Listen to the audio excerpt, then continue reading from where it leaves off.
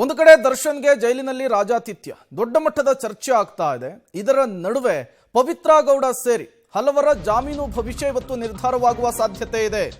ದರ್ಶನ್ ಗೆಳತಿ ಪವಿತ್ರ ಗೌಡಗೆ ಟೆನ್ಷನ್ ಸಹಜವಾಗಿಯೇ ಜಾಸ್ತಿ ಆಗಿದೆ. ಕೆಲವೇ ಕ್ಷಣಗಳಲ್ಲಿ ಪವಿತ್ರ ಗೌಡ ಬೇಲ್ ಭವಿಷ್ಯ ನಿರ್ಧಾರವಾಗುತ್ತೆ. ಬೇಲ್ಗಾಗಿ ಅರ್ಜಿಯನ್ನು ಸಲ್ಲಿಸಿದ್ದಾರೆ ಪವಿತ್ರ ಗೌಡ. ಜೊತೆಗೆ 5 ಆರೋಪಿಗಳು.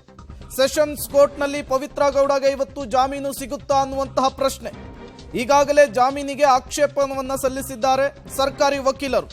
ಸಹಜವಾಗಿಯೇ ಕುತೂಹಲಕ್ಕೆ ಕಾರಣವಾಗ್ತಾ ಇದೆ ಇವತ್ತಿನ ಕೋರ್ಟ್ ಕಲಾಪ. ದೋಷಾರೋಪ ಪಟ್ಟಿ ಸಲ್ಲಿಕೆಗೂ ಮೊದಲು A1, A7, A10, A16, A17 ಆರೋಪಿಗಳು ಈಗ ಜಾಮೀನಿಗಾಗಿ ಅರ್ಜಿಯನ್ನು ಸಲ್ಲಿಕೆ ಮಾಡಿದ್ದಾರೆ. 2 ಬಾರಿ ವಿಚಾರಣೆಯನ್ನು ನಡೆಸಲಾಗಿದೆ. ಇವತ್ತಿಗೆ ಕೋರ್ಟ್ ಕಲಾಪವನ್ನು ಮುಂದೂಡಿಕೆ ಮಾಡಿತ್ತು. ಮತ್ತೆ ಇವತ್ತು ಅರ್ಜಿಯನ್ನು ವಿಚಾರಣೆಗೆ ಕೈಗೆತ್ತಿಕೊಳ್ಳುತ್ತೆ. ಇವತ್ತು ವಾದ ಪ್ರತಿವಾದ ಹೇಗಾಗುತ್ತೆ, ಜಾಮೀನು ಭವಿಷ್ಯ ಏನಾಗುತ್ತೆ ಅನ್ನೋದು ತುಂಬಾ ಕುತೂಹಲಕ್ಕೆ ಕಾರಣವಾಗ್ತಾ ಇರುವಂಥದ್ದು. ರೇಣುಕಾಸ್ವಾಮಿ ಹತ್ಯೆಯ ವಿಚಾರಕ್ಕೆ ಸಂಬಂಧಪಟ್ಟಂತೆ ಈಗಾಗಲೇ 17 ಆರೋಪಿಗಳ ಬಂಧನ ಆಗಿ 2 ತಿಂಗಳು ಕಂಪ್ಲೀಟ್ ಆಗಿದೆ. ದೋಷಾರೋಪ ಪಟ್ಟಿ ಸಲ್ಲಿಕೆಯ ನಂತರವೇ ಜಾಮೀನಿಗೆ ಅರ್ಜಿ ಸಲ್ಲಿಸಬಹುದು ಅನ್ನುವಂತಹ ಮಾತುಗಳಿತ್ತು. ದೋಷಾರೋಪ ಪಟ್ಟಿ ಸಲ್ಲಿಕೆಗೆ ದಿನಗಣನೆ ಆರಂಭವಾಗಿರುವ ಬೆನ್ನಲ್ಲೇ ಈಗ A1 Pavithra Gowda, A7 Anukumar alias ಅನು, A10 Vinay, A16 Keshavamurthy, A17 Nikhil ಇವರೆಲ್ಲರೂ ಕೂಡ ಜಾಮೀನಿಗೋಸ್ಕರ ಅರ್ಜಿಯನ್ನು ಸಲ್ಲಿಸಿದ್ದಾರೆ. ಈಗಾಗಲೇ ಸೆಷನ್ಸ್ ಕೋರ್ಟ್ 2 ಬಾರಿ ವಿಚಾರಣೆಯನ್ನು ನಡೆಸಿದೆ.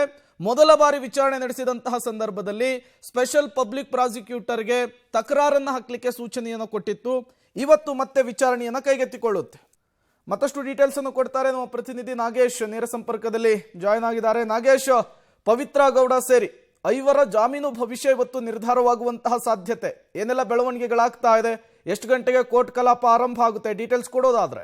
ರೇಣುಕಾಸ್ವಾಮಿ ಕೊಲೆ ಕೇಸಲ್ಲಿ ಬಂಧನವಾಗಿದ್ದಂಥ 17 ಜನ ಆರೋಪಿಗಳಲ್ಲಿ A1 ಆರೋಪಿ ಪವಿತ್ರ ಗೌಡ ಸೇರಿದಂತೆ ಒಟ್ಟು 5 ಜನ ಆರೋಪಿಗಳು ಜಾಮೀನಿಗೆ ಅರ್ಜಿಯನ್ನು ಸಲ್ಲಿಸಿರುವಂಥದ್ದು.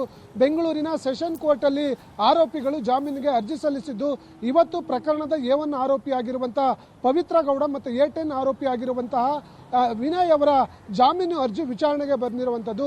ಇವತ್ತು 3 ಗಂಟೆಗೆ ವಿಚಾರಣೆ ಆರಂಭವಾದಂಥ ಜಾಮೀನು ಅರ್ಜಿ ವಿಚಾರಣೆ 20 ನಿಮಿಷಗಳ ಕಾಲ ಮುಂದೂಡಿ ಆದೇಶವನ್ನು ಮಾಡಿತ್ತು. ಈಗ ಕೆಲವೇ ನಿಮಿಷಗಳಲ್ಲಿ ಮತ್ತೆ ವಿಚಾರಣೆ ಆರಂಭವಾಗುತ್ತೆ.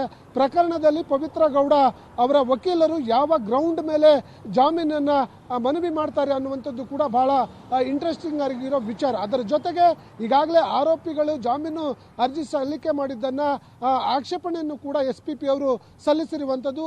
ಹಾಗಾಗಿ ವಾದ ಪ್ರತಿವಾದ ಏನಾಗಿರುತ್ತೆ ಅನ್ನುವಂಥದ್ದು ಕೂಡ ಸಾಕಷ್ಟು ಕುತೂಹಲಕಾರಿಯಾಗಿರುವಂಥದ್ದು.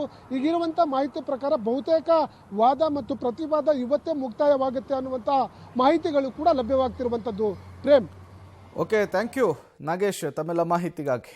ಪವಿತ್ರ ಸೇರಿ 5 ಆರೋಪಿಗಳು ಜಾಮೀನಿಗಾಗಿ ಅರ್ಜಿಯನ್ನು ಸಲ್ಲಿಕೆ ಮಾಡಿದ್ದಾರೆ.